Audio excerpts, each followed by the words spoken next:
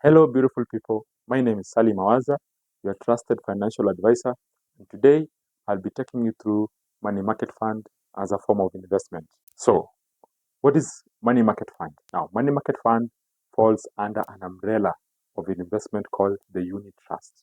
In Kenya, we have four different types of the unit trust. We have the money market fund, we have the bond fund, we have the equity fund, and we have the balance fund.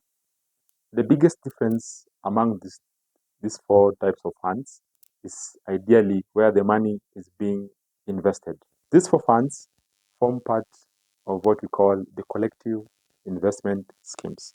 The collective investment schemes is where the fund manager pools funds from different investors and invests this money on behalf of the investor. Where is this money being invested? This money is mostly invested by the fund managers in three major asset classes. Number one being what we call the treasury bills. Number two, we have what we call the corporate bonds or commercial papers. Now, let us look at some of the features of money market fund. The first one, they have what we call capital preservation. When you put your money in a money market fund with your preferred fund manager, you do not lose any coin in the amount which you have invested. Instead, your money, the principal amount which you invested, keeps gaining interest. And the one good thing is that this interest is usually on a daily basis. This, the money market fund is a low risk form of investment. What do I mean by this? Now, all businesses have risk. Some could be have high risk and usually have higher returns. Some have medium risk and others have low risk. Now, money market fund is a form of low risk investment because where the money is being being invested, the money, the asset classes where the money is being invested are safer usually because they are giving loans to the government.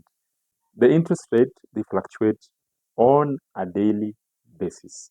This is determined by the prevailing market condition. And you will also come to notice that each fund manager, they usually display their interest rate on a daily basis. And this may vary depending on the fund manager which you are using to invest your money.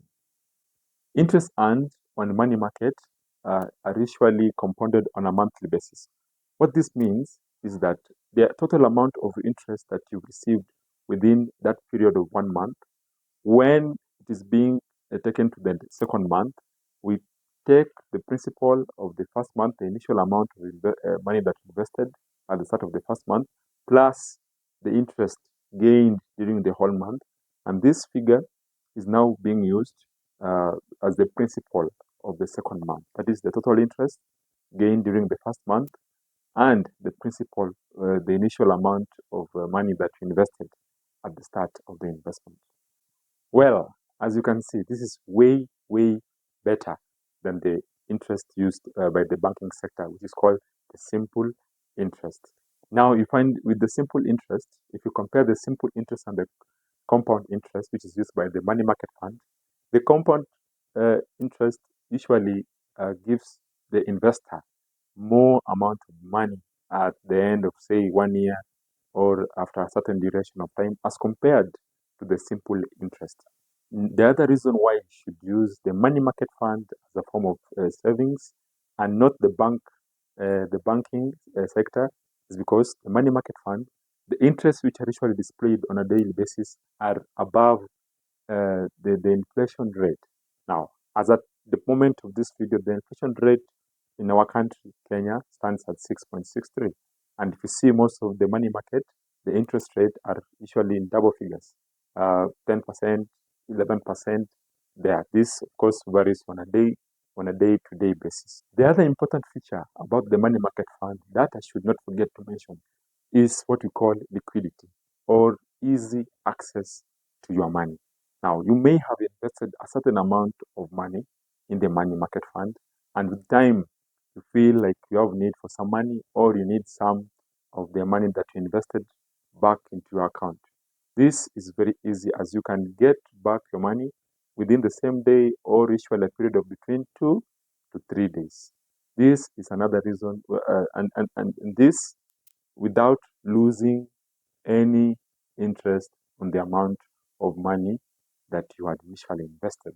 So, in summary, what am I saying? Why do I advocate for using money market fund as compared to using the traditional bank account as a form of savings? Number one, there is the element of compounding effect. The interest which is earned by your money in the amount of money which you invested is being compounded on a monthly basis as compared to the banking sector, where the amount invested just earns what you call the simple interest. The other one is there is liquidity or easy access of your money without losing interest. When you invest a particular amount of money in the money market, you can get it without losing. You can get it within a span of 2 to 3 days or even the same day without losing any interest on the amount invested. There is the element of capital preservation. You get the same amount, the initial amount of money which you invested is not lost. Instead, it only gains interest. Even say you put your money today and after 1 week you want to withdraw your money, you do not lose that any amount from the amount that you invested. For example, you started with the initial amount of 1,000,000 shillings, and after our period of one month, you would like to withdraw money. You do not lose any coin from the 1,000,000 shillings. If anything, you get more money from the interest which has been earned within the span of 1 month. So you can continue to use it as a parking spot for your funds or your money that you do not need right now, instead of using the current accounts. With that, thank you so much. Please don't forget to subscribe to my new channel. And if you have any questions or any comments, please feel free to comment it in the comment section. Also, you can share this video with some of your friends.